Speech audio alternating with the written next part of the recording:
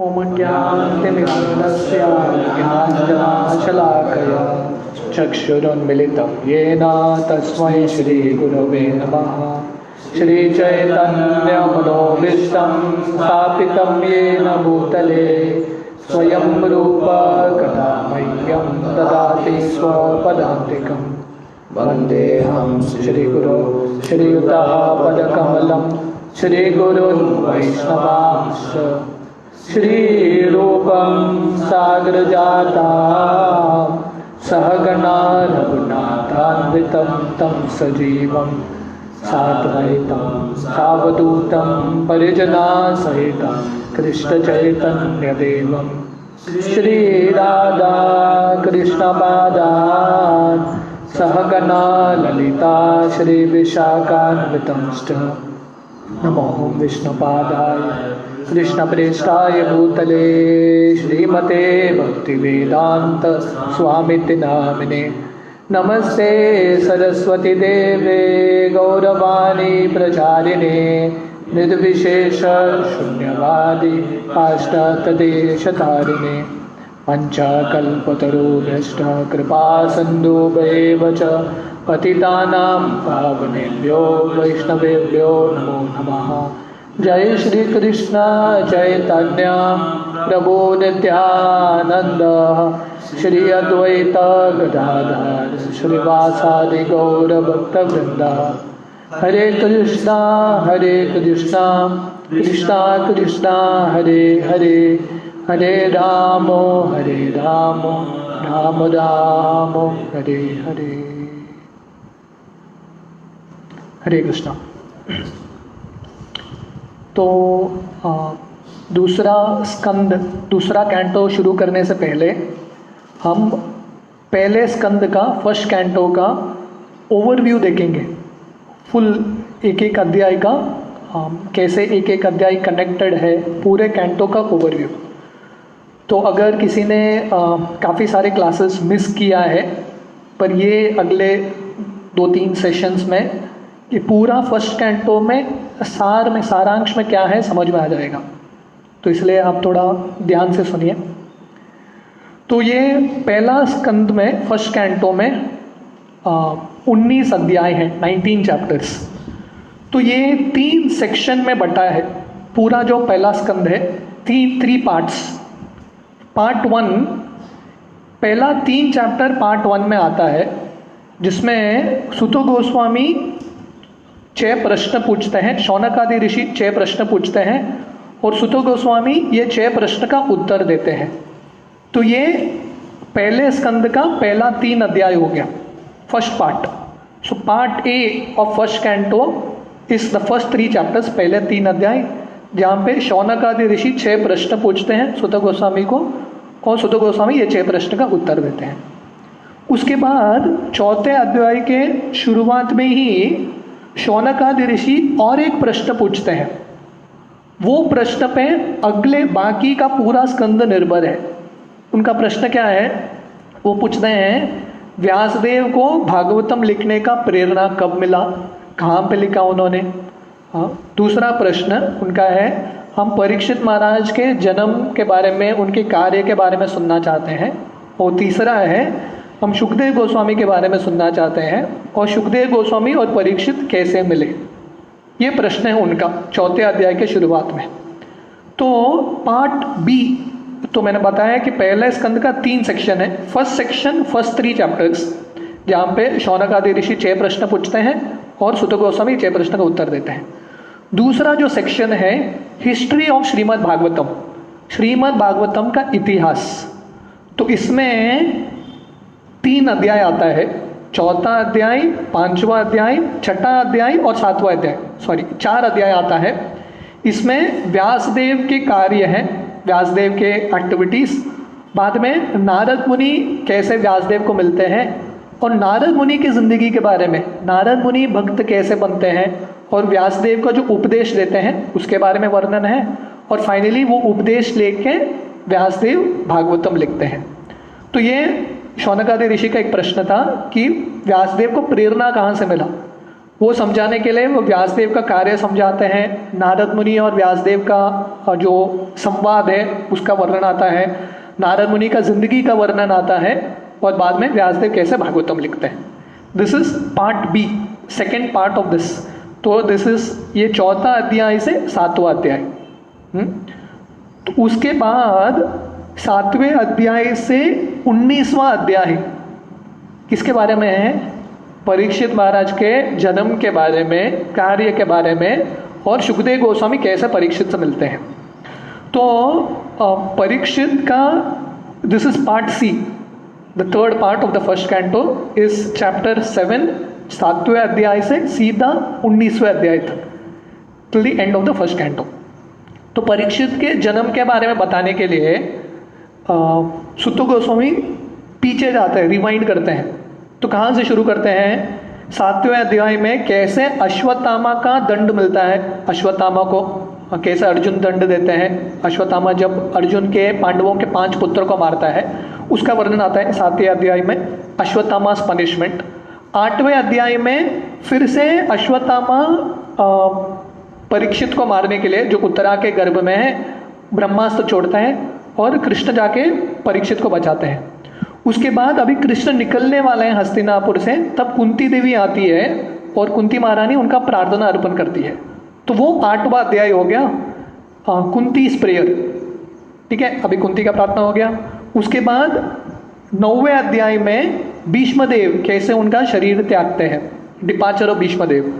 उसके बाद कैसे कृष्ण, चैप्टर 10, कैसे कृष्ण द्वार हस्तिनापुर से निकलते हैं उसका वर्णन है, departure of Krishna from Hastinapur. और 11वें अध्याय में कैसे कृष्ण द्वारका में एंट्री करते हैं, entrance of Krishna into Dwarka. तो ये सब क्यों बता रहे हैं सुत गोस्वामी? क्योंकि परीक्षित का जन्म के बारे में बताने के लिए अलग अलग सीन्स बिल्ड कर रहे हैं। तो पहले अश्वत्थामा का दंड के बारे में वर्णन आता है, बाद में कुंती महारानी का प्रार्थना, भीष्मदेव कैसे शरीर त्यागते हैं उनका प्रार्थना, बाद में कृष्ण कैसे हस्तिनापुर से निकलते हैं, द्वारका में प्रवेश करते हैं। तो यहाँ तक 11 अध्याय हो गया, चैप्टर 11। 12वां अध्याय परीक्षित के जन्म के बारे में है, परीक्षित का जन्म कैसे होता है और अलग अलग ब्राह्मण उनके गुण के बारे में क्या क्या बताते हैं, भविष्यवाणी करते हैं, वो 12वां अध्याय है। उसके बाद अभी परीक्षित का जन्म तो हो गया, अभी परीक्षित को राजा बनना है। तो राजा बनने के लिए और 1-2 हिस्ट्री है, इतिहास समझना है। वो क्या है? कैसे धृतराष्ट्र अपना ग्रह त्याग करते हैं और वैराग्य का जीवन स्वीकार करते हैं। तो वो है 13वां अध्याय, विदुरा एनलाइटन्स धृतराष्ट्र, कैसे विदुर धृतराष्ट्र को आके उपदेश देते हैं, तो वो अध्याय है। उसके बाद 14 चैप्टर कैसे कृष्ण का ये दुनिया से कृष्ण का डिसअपियरेंस होता है। कृष्ण इस दुनिया से जाते हैं और भगवत धाम वापस जाते हैं, तो उसका अध्याय 14 चैप्टर है, डिसअपियरेंस ऑफ लॉर्ड कृष्णा। उसके बाद अगला अध्याय कौन सा है? 15th, भाई कृष्ण चले गए तो अगला अध्याय है युधिष्ठिर और पांडव भी घर छोड़ के, उनका महल छोड़ के निकल जाते हैं, क्योंकि उनको लगता है अभी कृष्ण नहीं है तो हमको रह के फायदा ही नहीं है। तो 15 chapter is Yudhishthira retires and Pandavas retire, Pandavas retire timely, वो अध्याय का नाम है। कैसे पांडव वापस हिमालय की ओर जाते हैं और उनका जो सर्वोच्च गति है वो प्राप्त करते हैं। तो वो जाने से पहले परीक्षित को राजा बना के जाते हैं, दे एंथ्रोन परीक्षित। तो यहाँ तक सुत गोस्वामी ने परीक्षित के जन्म के बारे में बताया, परीक्षित कैसे राजा बन जाते हैं अभी। तो यहाँ तक 15 अध्याय हो गया, चैप्टर 15। चैप्टर 16 और 17, 16 और 17 अध्याय क्या है? परीक्षित के राज्य के बारे में, उनके कार्य के बारे में, कैसे परीक्षित उनके पूरे राज्य में भ्रमण करते हैं और वो कैसे कली को मिलते हैं और कली को दंड देते हैं। धर्म और धरती के बीच में, ये गाय और बैल के बीच में जो संवाद है, कली का और परीक्षित के साथ संवाद, वो सब वर्णन आता है 16 एंड 17 चैप्टर्स। तो ये सब क्यों आ रहा है? क्योंकि शौनकादि ऋषि ने सूत गोस्वामी को परीक्षित के कार्य के बारे में भी पूछा था, तो 16, 17। तो फाइनली 18 चैप्टर है कि कैसे परीक्षित को श्राप मिलता है श्रृंगी से, एक बार वन में जाते हैं और उनको प्यास लगता है, वो शमीक ऋषि के गले पे सर्प बांध देते हैं और श्रृंगी श्राप देता है। सो परीक्षित कर्स्ड बाय अ ब्राह्मणा boy, chapter 18। And finally the last chapter, ये स्कंद का अंतिम अध्याय, मीटिंग ऑफ सुखदेव गोस्वामी। कैसे सुखदेव गोस्वामी परीक्षित को आके मिलते हैं। तो ऐसे ये पूरा स्कंद ओवरव्यू है, 5-10 मिनट में ओवरव्यू। सो इन एसेंस सारांश में ये स्कंद में 3 सेक्शंस है। सेक्शन 1 पार्ट ए, जहाँ पे शौनकादि ऋषि 6 प्रश्न पूछते हैं और सुत गोस्वामी ये 6 प्रश्न का उत्तर देते हैं। This is chapter 1 to 3, chapter 1 से 3 ये पार्ट ए है। पार्ट बी है हिस्ट्री ऑफ श्रीमद् भागवतम, श्रीमद् भागवतम का इतिहास, 4था अध्याय से 7वां अध्याय, जहाँ पे व्यासदेव कैसे वेद लिखते हैं, पुराण लिखते हैं, महाभारत लिखते हैं, फिर भी संतुष्ट नहीं होते हैं। उसके बाद कैसे नारद मुनि उनकी ज़िंदगी में आते हैं और नारद मुनि उनको उपदेश देते हैं, उनकी ज़िंदगी के बारे में बताते हैं, और फाइनली व्यासदेव को प्रेरणा मिलता है, भागवतम बैठ के लिखते हैं। This is part B, history Bhagavatam के इतिहास, 4थे अध्याय से 7वां अध्याय। और तो ये पार्ट बी क्यों आ रहा है? क्योंकि इसके पहले 4थे अध्याय के शुरुआत में शौनकादि ऋषि ने प्रश्न पूछा था, व्यासदेव को प्रेरणा कहाँ से मिला, वो समझाने के लिए 3 अध्याय वर्णन करना है सुत गोस्वामी। तो और एक प्रश्न पूछा था उन्होंने कि परीक्षित के जन्म के बारे में, कार्य के बारे में, और उनका सुखदेव गोस्वामी के साथ मिलन कैसा हुआ।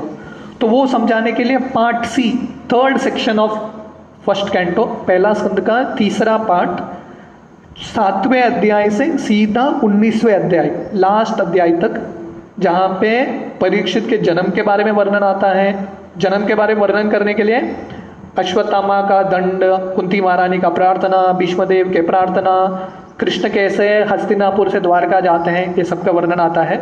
और बाद में परीक्षित का कार्य, कैसे परीक्षित राजा बनते हैं, बाद में उनका कली को दंड देते हैं, और बाद में वो श्राप उनको मिलता है। And finally meeting of Sukhdev Goswami.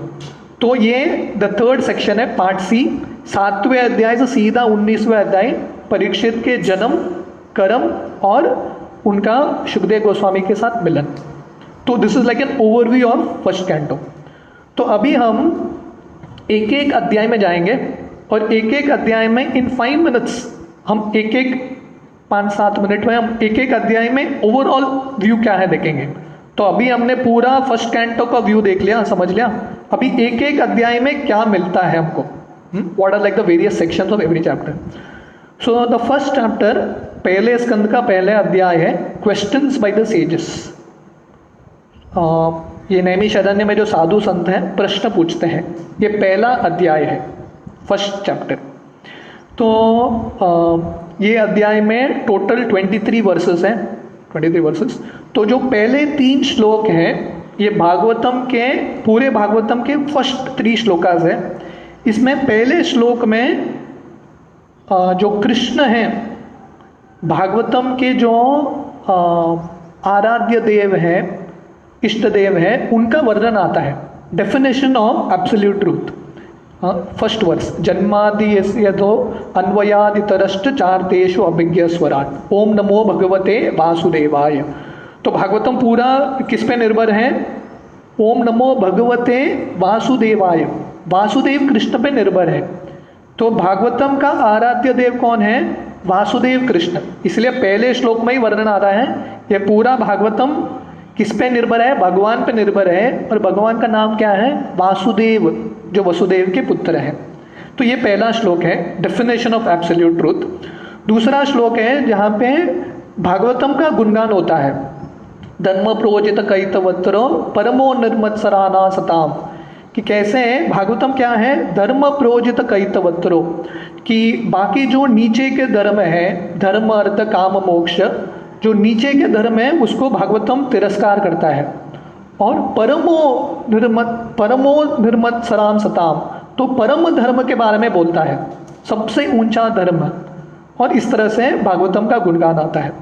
तीसरे श्लोक में वर्णन आता है कि क्यों भागवतम जैसे कुछ भी पुस्तक किसी को पढ़ने के लिए एक प्रेरणा चाहिए, मुझे इसमें क्या मिलेगा।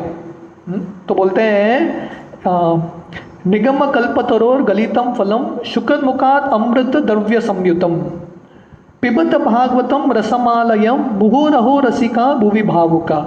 ये भागवतम क्या है? निगम कल्पतरोर गलितम फलम। अगर पूरा वेद एक कल्पतरोर की तरह है, पेड़ की तरह है, भागवतम क्या है? गलितम फलम, पका हुआ फल। और पके हुए फल को जब ऑलरेडी स्वादिष्ट रहता है, पर तोता अगर मुंह डालता है ये पके हुए फल को तो जानना चाहिए सबसे स्वादिष्ट है। तो यहाँ पे तोता कौन है? शुकदेव गोस्वामी। शुक मुकाद, तो और मीठा हो चुका है। इसलिए इनविटेशन है, ये हम सबको आमंत्रण है, ये भागवतम आप पिए। पिबत भागवतम रसमालयम, पिबत मतलब इसका पान कीजिए भागवतम का। तो इस तरफ से ये प्रिल्यूड है, पहला 3 श्लोक का बिल्डअप करता है भागवतम के लिए। तो उसके बाद वर्णन आता है कि श्लोका 4 से 8 जिसमें शौनक आदि ऋषि सीन सेट हो रहा है ये भागवतम का। एक बार नैमिषारण्य करके एक जगह में उपस्थित हुए हैं 1000 साल का यज्ञ करने के लिए, डूइंग यज्ञ फॉर थाउजेंड्स ऑफ ईयर्स। क्यों? भगवान की संतुष्टि के लिए और लोगों का हित, क्योंकि उनको पता है अभी कलयुग शुरू हो रहा है, तो आगे जाके कलयुग के लोगों के लिए हमको हित करना है, इसलिए यज्ञ कर रहे हैं। नैमिषारण्य क्यों? स्थान का बहुत महत्व है, क्योंकि नैमिषारण्य बताया जाता है पूरे ब्रह्मांड का सेंट्रल पॉइंट है नैमिषारण्य। जो भी नैमिषारण्य में कोई करता है पूरे ब्रह्मांड के लोगों को फायदा मिलता है, तो इसलिए वो चुनते हैं। जैसे कुरुक्षेत्र रणभूमि, युद्ध तो कहीं पे भी हो सकता था, कुरुक्षेत्र क्यों चुना? क्योंकि कुरुक्षेत्र रणभूमि का महत्व था कि जो भी वहाँ पे मरेगा उसको स्वर्ग की प्राप्ति होगी, इसलिए युद्ध भूमि भी चुना कुरुक्षेत्र का। तो वैसे ही नैमिषारण्य में आते हैं ताकि ये जो यज्ञ है उनके लिए नहीं, पूरे ब्रह्मांड के लोगों को बहुत सारे समय तक, पीढ़ी पीढ़ी तक फायदा मिले। तो ये यज्ञ में, श्रवण यज्ञ में वो सूत गोस्वामी को आसन देते हैं कथा बोलने के लिए और सूत गोस्वामी का गुणगान करते हैं। और बाद में ये अध्याय अंत होता है चैप्टर 9 to 13, जहाँ पे शौनक आदि ऋषि पहले तो कलयुग के लोगों का कंडीशन बता रहे हैं। प्रायेण अल्पायुष्य सभ्य कलो अस्मिन युगे जना, कि कैसे कलयुग के लोगों का आयु कम है, बुद्धि कम है, तो इसलिए आप कलयुग के लोगों का हित के लिए हमको कुछ भागवतम बताइए और कुछ सोल्यूशन बताइए। और इस तरह से वो 6 प्रश्न पूछते हैं। This is like the first chapter, पहला अध्याय इसमें एंड होता है। ये 6 प्रश्न क्या है? पहला प्रश्न, what is the absolute and ultimate good for people in general? लोगों के लिए, सामान्य लोगों के लिए सबसे ऊंचा मंगलमय कार्य क्या है, सबसे महत्वपूर्ण कार्य क्या है? ये पहला प्रश्न है। दूसरा प्रश्न है, explain the essence of all scriptures for the good of all living beings. सब शास्त्रों के निचोड़, सार बताइए, क्योंकि कलयुग का लक्षण ये प्रश्न पूछने से पहले 11वें श्लोक में आता है। इसके पहले उन्होंने कलयुग के लक्षण बता दिया था। प्रायेण अल्पायुष्य सभ्य कलौ अस्मिन् युगे जना मंद सुमंद मतयोर मंद भागी उपद्रता। कलयुग के लोगों के पास समय भी नहीं है, आयु भी कम है, बुद्धि भी कम है, भाग्य भी कम है। तो इसलिए ऐसे सारांश बता दीजिए बस। बड़ा बहुत ज़्यादा पढ़ने को बोलेंगे कलयुग के लोगों को समझ में नहीं आने वाला, इसलिए उनका दूसरा प्रश्न है सब शास्त्रों का निचोड़, एसेंस। उनका तीसरा प्रश्न है, why did the Lord appear in the womb of Devaki as the son of Vasudeva? तो कृष्ण देवकी के गर्भ में वसुदेव के पुत्र के रूप में क्यों आए ये धरती में? कृष्ण के आगमन का कारण, तीसरा प्रश्न। चौथा प्रश्न, हम कृष्ण के पुरुष अवतार के बारे में सुनना चाहते हैं विस्तार से, वो चौथा प्रश्न है। पांचवा प्रश्न, हम कृष्ण के लीला अवतारों के बारे में सुनना चाहते हैं, अलग अलग जो भगवान के अवतार हुए हैं, 5th question. And finally 6th question, whom did the religious principle take shelter of after Lord Krishna's departure? तो कृष्ण जब ये धरती छोड़ के जाते हैं उनके धाम, तब धर्म किसका आश्रय लेता है? ये 6 प्रश्न हैं पहले अध्याय में। तो दूसरे अध्याय से सुत गोस्वामी बोलने लगते हैं। तो दूसरा अध्याय बहुत महत्वपूर्ण अध्याय है। तो दूसरे अध्याय का शीर्षक है डिविनिटी एंड डिवाइन सर्विस। तो इसमें पहले तो शुरुआत में पहले 5 श्लोकों में सुत गोस्वामी अभी भागवतम बोल रहे हैं। तो कैसे वक्ता को जो प्रवचन देते हैं उनको भागवतम बोलना चाहिए उसका वर्णन आता है। पहले सुत गोस्वामी शुकदेव गोस्वामी को प्रणाम करते हैं, उनके गुरु को प्रणाम करते हैं, व्यासदेव को प्रणाम करते हैं, सरस्वती को प्रणाम करते हैं, और सबको प्रणाम करके सबका आशीर्वाद लेके वो भागवतम बोलना शुरू कर रहे हैं। तो ये कल्चर है। जब कोई भागवतम बोलता है उसको पता है कि मैं अपने क्षमता के अनुसार बोल नहीं सकता कृष्ण के बारे में। जो महान लोग हैं उनका मैं माध्यम बन के बोलूँगा। जैसे एक माइक्रोफोन होता है, माइक होता है, उसका खुद का क्षमता नहीं है, वो जस्ट जो साउंड आ रहा है व्यक्ति और माइक्रोफोन जो बोल रहा है वो वॉइस को एम्पलीफाई करता है, बस उतना ही। तो वैसे ही जो प्रवक्ता है, जो प्रवचन दे रहे हैं, उनको ये भावना होना चाहिए, दृष्टिकोण होना चाहिए, ये मेरा ज्ञान नहीं है, ये गुरु और साधु संत का ज्ञान है और मैं सिर्फ माध्यम हूँ। जैसे एक प्यून होता है, पोस्टल प्यून, उसका काम क्या है, जो लेटर मिला है एज इट इज आके देता है, उसमें उसका कुछ क्रेडिट नहीं है। तो वैसे ही सुत गोस्वामी बहुत सुंदर तरीके से इन सबका आशीर्वाद लेके अपने गुरु वर्ग का भागवतम बोलना प्रारंभ करते हैं। और शुरुआत में वो साधु संत जो हैं शौनकादि ऋषि, उनका गुणगान कर रहे हैं। देखिए पहले स्कंद में जब शौनकादि ऋषि का अवसर था उन्होंने सुत गोस्वामी का गुणगान किया, अभी सुत गोस्वामी का अवसर है वो इनका गुणगान कर रहे हैं। तो दोनों एक दूसरे का गुणगान कर रहे हैं। तो बोलते हैं मुनय साधु पृष्ठोहम भवद्भिः लोकमंगलम यत्कृत कृष्ण संप्रश्नो येनात्मा सुप्रसीदति। तो आप सब साधु हैं, मुनय साधु पृष्ठोहम, आप सब बहुत बुद्धिमान लोग हैं। क्यों? क्योंकि आपने कृष्ण के बारे में प्रश्न पूछा है, और कृष्ण के बारे में प्रश्न पूछने से क्या होगा, ये जो प्रश्न उत्तर है ये ना आत्मा सुप्रसीदति, हर एक व्यक्ति ये प्रश्न उत्तर से संतुष्ट हो जाएगा। तो अगर आपको याद है प्रभुपाद ये तात्पर्य में क्वेश्चन आंसर्स के बारे में बताते हैं कि दुनिया में हर एक व्यक्ति प्रश्न और उत्तर करता है। चिड़िया भी, जो पशु हैं वो भी प्रश्न कर रहे हैं, पर उनका प्रश्न है कि कहाँ आहार मिलेगा, निद्रा मिलेगा, मैथुन मिलेगा, ये उनका प्रश्न है। पर जो बुद्धिमान व्यक्ति है उसको प्रश्न पूछना चाहिए किसके बारे में, कृष्ण के बारे में प्रश्न पूछना चाहिए। इसलिए सुत गोस्वामी इन सबका गुणगान करते हैं। तो उसके बाद अगले 2 श्लोक में 6 और 7 सुत गोस्वामी शौनकादि ऋषि का पहले 2 प्रश्न का उत्तर देते हैं। उनका पहला 2 प्रश्न क्या था? फर्स्ट क्वेश्चन, लोगों के लिए कल्याणमयी कार्य क्या है, द अल्टीमेट गुड, सबसे बड़ा कल्याणमय कार्य क्या है। और दूसरा प्रश्न था उनका, सब शास्त्रों का निचोड़ क्या है, सबसे ऊंचा धर्म क्या है लोगों के लिए। तो उसका उत्तर देते हुए, तो ये दूसरे अध्याय में प्रैक्टिकली बहुत सारे श्लोक हैं जो बहुत महत्वपूर्ण श्लोक हैं पूरे भागवतम के। तो वर्णन करते हैं 6ठे श्लोक में, सवै पुंसा परो धर्मो यतो भक्तिर अदोक्षजे अहेतुकी अप्रतीयता ययात्मा सुप्रसीदति। तो सबसे बड़ा धर्म क्या है? सवै पुंसाम परो धर्मो। तो उन्होंने पूछा था लोगों के लिए सबसे बड़ा कार्य क्या है, वो क्या है? यतो भक्तिर अदोक्षजे, कृष्ण का भक्ति करना। और ये भक्ति कैसा होना चाहिए? अहेतुकी अप्रतीयता, बिना हेतु के और बिना रुकावट के। ये करने से हर एक व्यक्ति संतुष्ट हो जाएगा। तो इस तरह से ये पहले 2 प्रश्न का उत्तर देते हैं। उसके बाद सुत गोस्वामी बताते हैं कि कैसे अगर बाकी भी धर्म कर रहे हैं, कोई बोलेगा ठीक है मैं सबसे ऊंचा धर्म नहीं कर रहा हूँ, परो धर्म तो मैं नहीं कर रहा हूँ, पर बाकी धर्म में कर रहा हूँ, मैं अपना गृहस्थ जीवन का पालन कर रहा हूँ, अपना वर्णाश्रम धर्म का पालन कर रहा हूँ, ये उचित नहीं है क्या? तो सुत गोस्वामी बोलते हैं ठीक है आप बाकी धर्म करो, पर बाकी धर्म का भी सारांश क्या है? भगवान को प्रसन्न करना।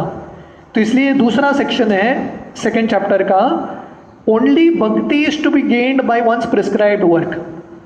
आपके जो रोज़ के कार्य है, वर्णाश्रम के कार्य है कि ये भौतिक दुनिया के जो भी कार्य है, उससे भी सफलता क्या है वो कार्य में, अगर आप भक्ति को पाएंगे, नहीं तो वो कार्य का कुछ फायदा नहीं है। धर्म स्वनुस्थित पुंसा विश्वक्षेन कथासुय नोत्पाद यदि रतिम श्रम एव ही केवलम। बोलते हैं कि अगर आप वर्णाश्रम धर्म का भी पालन कर रहे हैं पर उससे आपको भक्ति में रुचि नहीं आ रहा है, भगवान की कथा में रुचि नहीं आ रहा है, तो ऐसा धर्म श्रम एव ही केवलम, सिंपली वेस्ट ऑफ टाइम। तो कहने का मतलब है आप बाकी नीचे के धर्म का भी पालन कर रहे हैं, अल्टीमेटली भक्ति का एलिमेंट होना ही पड़ेगा, उससे वो धर्म, नहीं तो वो कार्य सफल होंगे ही नहीं। तो इस तरह से अलग अलग वर्णाश्रम धर्म का जो अल्टीमेट कंक्लूजन है उसके बारे में बताते हैं। अतः पुंबि द्विज श्रेष्ठ वर्णाश्रम विभागश स्वनुस्थितस्य धर्मस्य संसिद्धि हरितोषणम। तो अगर आपने बाकी भी कार्य किया है उसका टेस्ट क्या है, जैसे एक बच्चा स्कूल में जाता है, कॉलेज में जाता है, एंड में उसका एग्ज़ाम होता है, उसमें उसको पास करना है।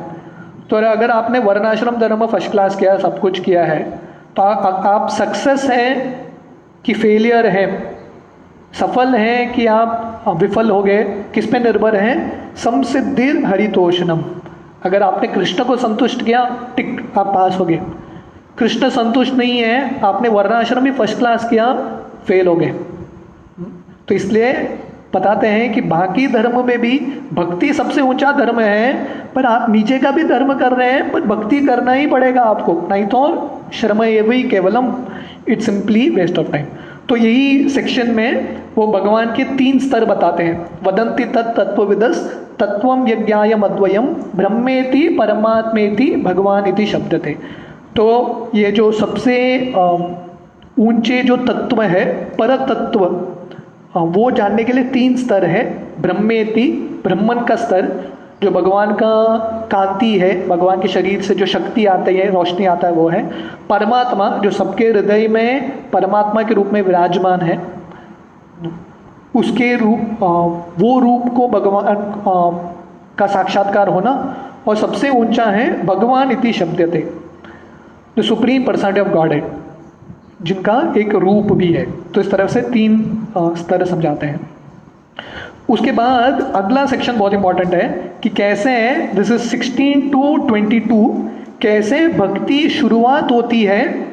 तो अब तक उन्होंने बताया कि हाउ भक्ति इज द हाईएस्ट, सबसे ऊंचा धर्म है, सब शास्त्रों का निचोड़ यही है, और लोगों के लिए, जो लोगों को सुख चाहिए, जो कल्याण चाहिए, वो सब भक्ति से ही होगा।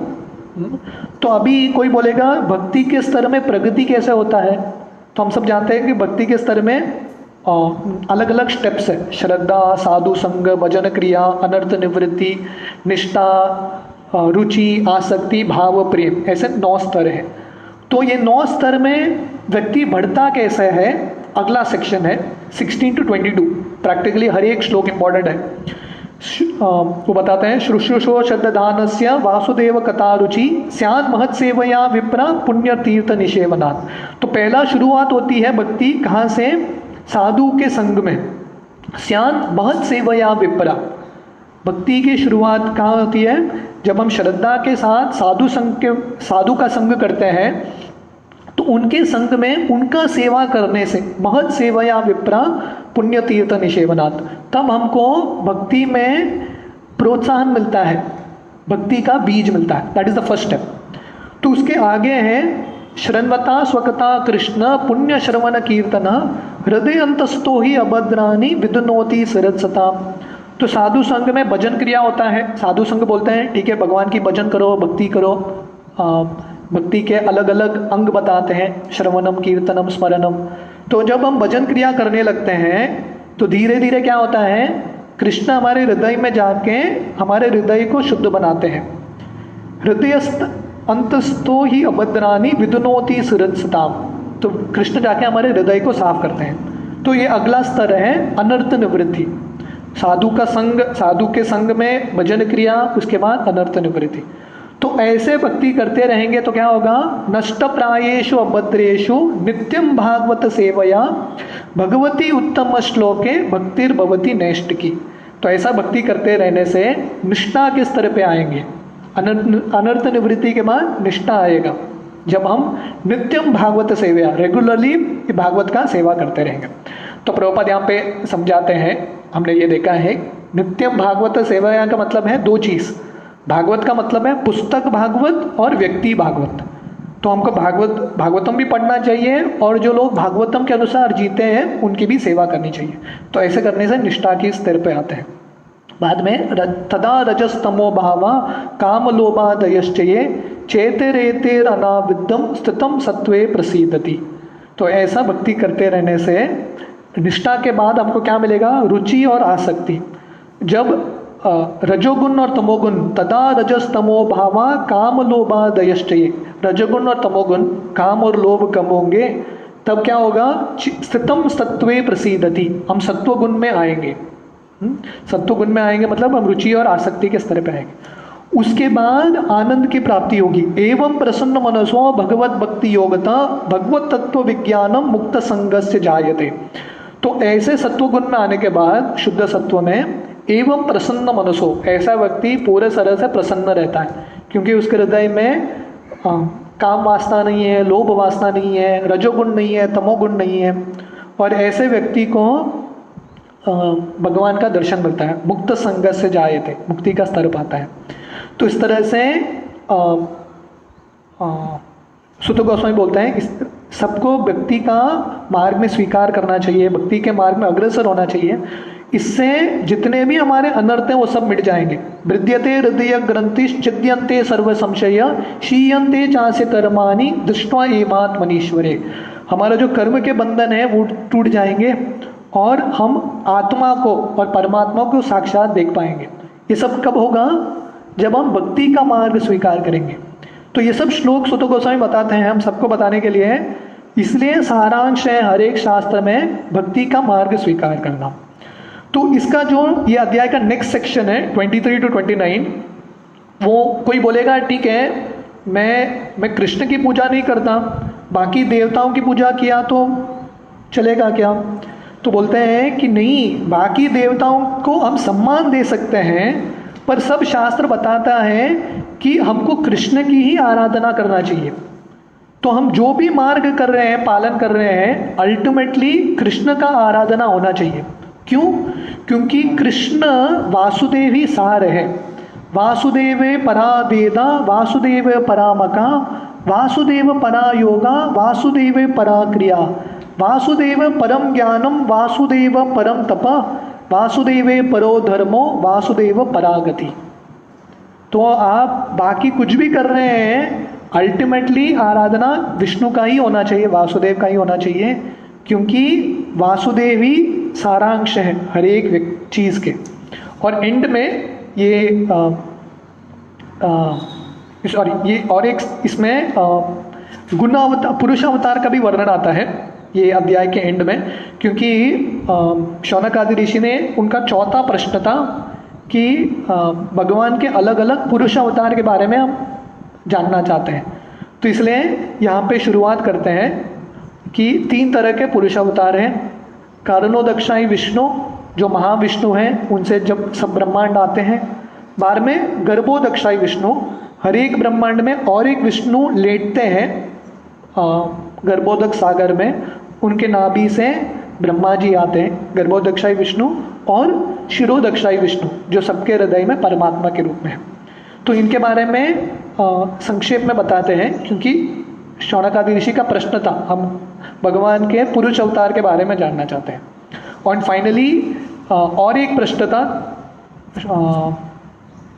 शौनक आदि ऋषि का कि भगवान क्यों आते हैं, अवतार क्यों लेते हैं।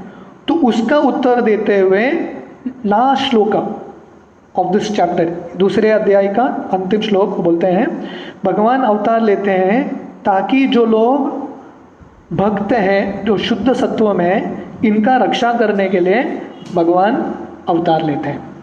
तो इस तरह से ये दूसरा अध्याय समाप्त होता है। तो हम आज शाम से will continue from the third chapter, fourth chapter, fifth chapter में क्या है। हरे कृष्ण।